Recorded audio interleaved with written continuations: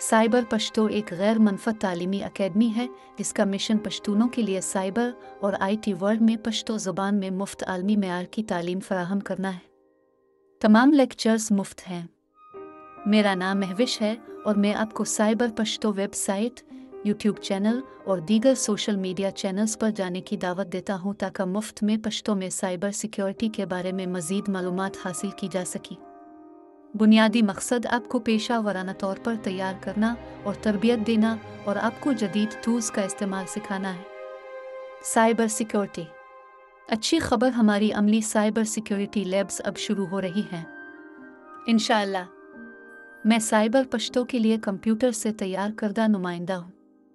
artificial intelligence